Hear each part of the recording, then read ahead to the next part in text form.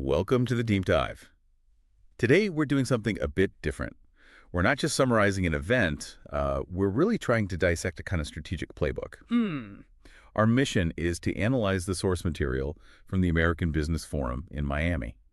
We want to pull out those, less obvious insights from what was a really unique and frankly potent lineup. Yeah, it's a compelling mission because the stage itself, it was set up for deliberate contrast, wasn't it? Right. Held at the Kaseya Center in downtown Miami.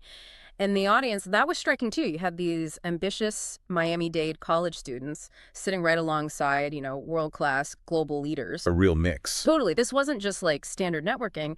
It felt more like high-level education just by being in the room, proximity. Absolutely. The whole forum seemed, well, engineered really, like a rapid injection of knowledge. Giving those students, and honestly, probably the seasoned execs too, this incredible access. Insights on innovation, entrepreneurship, global leadership. We really need to look at the structure, I think. Understand how they managed to blend such, well, wildly different voices into maybe a single cohesive message. Was that even the goal? Well, what's fascinating, I think, is that the organizers clearly understood something important. To grasp modern global strategy, you just can't stay in your silo anymore. Leadership in one area, say high finance, it's constantly being influenced by trends in diplomacy or political instability, social movements, things like that. Right. So the forum basically forced the audience to process all these integrated perspectives kind of simultaneously. Okay. Let's unpack that opening segment then.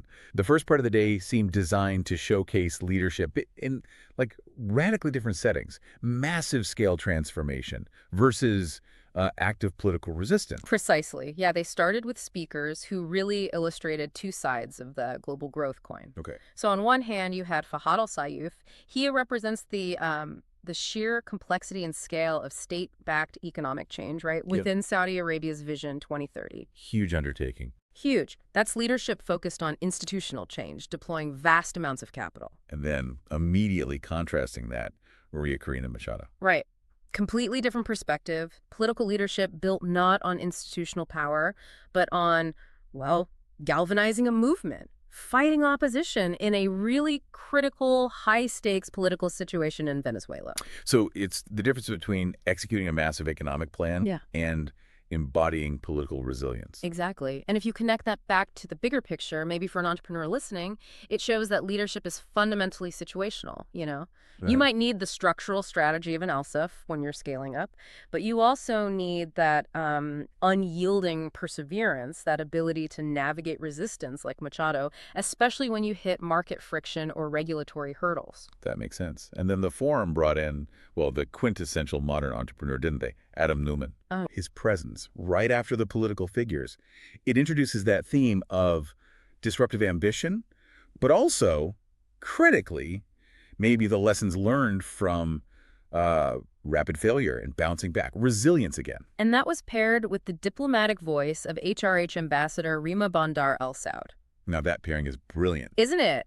It contrasts that sort of move fast and break things ethos Neumann with the absolute necessity of measured long-term statecraft and diplomacy Ambassador Al Saud. Yeah.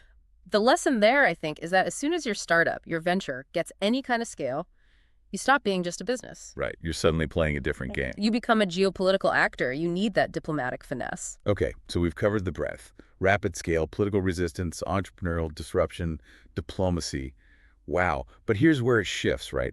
It gets really high stakes in the middle section. Definitely. The focus moves squarely onto, well, established global capital and hard political influence. It was a striking juxtaposition, wasn't it? Moving from the, let's say, theory of ambition to the raw application of power and massive financial levers. How did they kick that off? Well, they started this segment with high energy motivation and strategy from Tony Robbins. Okay, the motivation angle first. Followed immediately by U.S. President Donald Trump. Interesting sequence. Was the suggestion there that even established political and financial power relies on some kind of foundational motivational toolkit or mindset? That's the critical question the sequencing brings up, isn't it? Robbins focuses on scaling personal strategy, mental toughness. But how much, tactical, actionable data can you really get from motivational speaking compared to the hard data shared by the financial titans who came next? Right. The forum kind of forced the audience to differentiate. Is this inspirational fuel or is it strategic engineering? And that strategic engineering part Right. that was personified straight after, right, with high finance. Exactly. They brought in Ken Griffin, the founder and CEO of Citadel. Okay, Citadel, big name. Huge. And this raises a really important point for any entrepreneur listening. Innovation is vital, obviously, but understanding the dynamics of global capital, market influence, that's just non-negotiable. You can't ignore it. Can't. Griffin's focus, it goes beyond simple investing. He represents the absolute cutting edge of quantitative finance, high-frequency trading, massive data modeling. So for the students there, the takeaway wasn't just Citadel's big. No, not at all. It's how that relentless data-driven decision-making actually operates at the very peak of global markets, the intensity of it. Yeah, you definitely realize the profound role of geopolitical risk when figures like Griffin speak. But interestingly, the forum didn't just stay focused on American power. No, they were careful. They broadened the scope again almost immediately, emphasizing that global leadership requires fluency in international policy shifts. You can't just know your own market. So how did they pivot there? Well, you've just heard from one of the most powerful figures in global finance, right, Griffin? And the forum immediately countered, or maybe complemented that, with a pairing that illustrates the ultimate synthesis of commerce and governance. Okay. The program featured remarks from Stefano Domenicali, Prime Minister of Italy. Stefano Domenicali, Prime Minister of Italy. That specific title. That's what the source reported, yes. Stefano Domenicali, Prime Minister of Italy. Now, that is a fascinating combination on its own. A leader whose background is so deep in the hyper-competitive world of, high-level industry. Formula One, automotive leadership, Exact. and now holding significant political office. The forum is explicitly showing you, look, the people setting policy today often come from the very environments they are now regulating. That's a great point. Their inclusion just underscores that strategy, whether you're running a hedge fund or a country, requires constant anticipation of policy shifts.